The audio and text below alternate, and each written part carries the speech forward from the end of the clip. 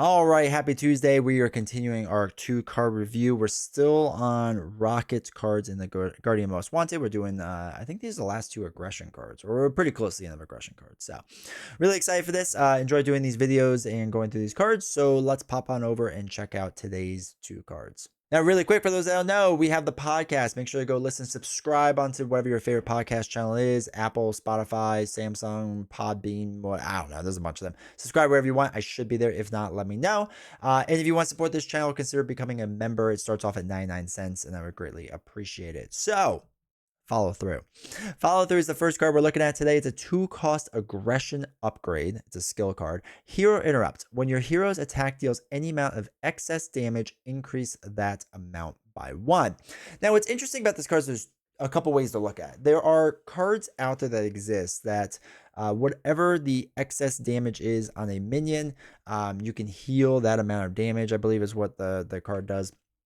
There's things like that. There's also cards that have overkill, right? So if you are, let's say you have a Valkyrie card that has overkill of 7.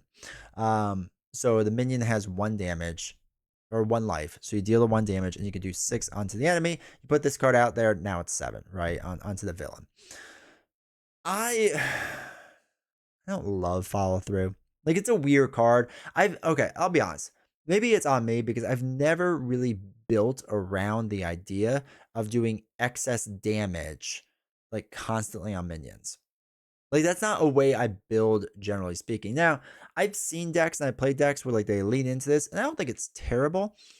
But again, I just don't spend a lot of time working with that, right? Like doing stuff with that. So it feels off to me. It feels weird. It feels like a card that I don't know how to really get working right. Like, I can see on paper how it would work. I can see the event cards it would mesh with. Again, certain cards that let you heal or remove threat, whatever it may be.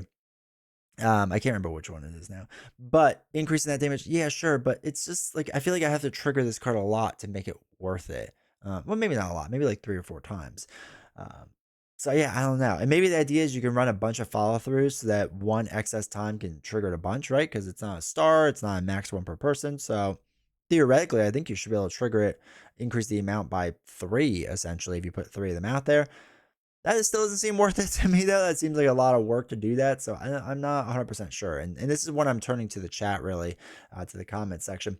Let me know your thoughts. Do you use follow through? Have you found like a good way to use it? Do you like good builds with it? Like, I assume, again, you can get it to work.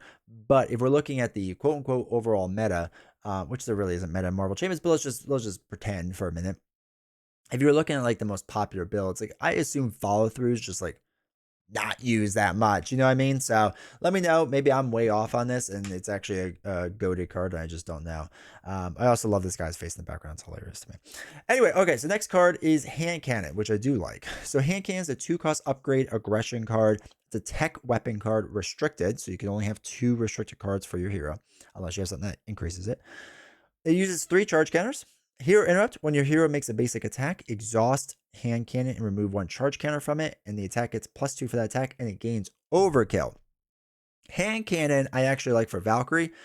We've talked about this in other videos and whatnot. Valkyrie can be really, really powerful, where you can basically swing for 5 pretty easily with Valkyrie, and being able to get overkill on that 5, right? But more importantly, get 2 extra damage, so you're really swinging for like 7 constantly. And there's other ones like Mean Swing makes it even more powerful, right? Like just doing massive amounts of damage.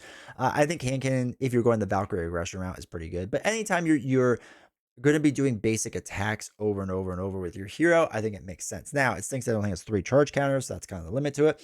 But essentially, you're paying 2 for 6 damage plus overkill is what you're really doing, right? Now, it's spread out damage, but still, it's 2 for 6, essentially. So for me, that's worth it, right? 2 for 6 is as an upgrade attachment, and it's not a forced interrupt, so I can choose when to use it, especially if I'm just saving it for minions or whatever it may be. I think that's really nice. Putting 2 of them out there, really nice. You can't get 3, which is kind of sad, but that's okay. Unless, again, you have a way to remove the restricted keyword. Now, if the hero build already has restricted weapons, maybe this doesn't make as much sense, or you just have to kind of build around it slightly differently. I get that too, right? You could use, what is it, side holster or whatever it's called to get a 3rd restricted card. Maybe you do that. That's fine.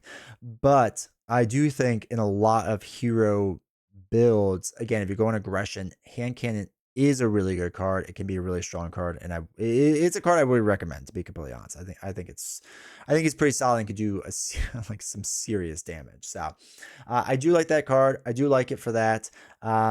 And it's only when they make that attack, right? Yeah, so they only make the attack. If you ready up hero, you can't reuse hand cannon unless there was a way to ready up hand cannon, which I don't know about. But maybe there is, right? Maybe there is. And if you do that, then that totally works out cool and whatnot. But I haven't found a way to really do that. But I think for those situations, it makes a lot of sense. It's a pretty good card. All right, as always, let me know your thoughts about these cards with follow through and hand cannon. Do you like hand cannon as much as I do? Again, it's not like the best card, but I do like it a lot. I do think it's good. Follow through is my iffy card. That's what I want to hear about you all from, how you feel about that card. What do you like? What do you dislike? All that fun stuff. So anyway, really appreciate you watching these videos. Make sure to like, subscribe, comment, all that fun stuff. And I will see you all next time.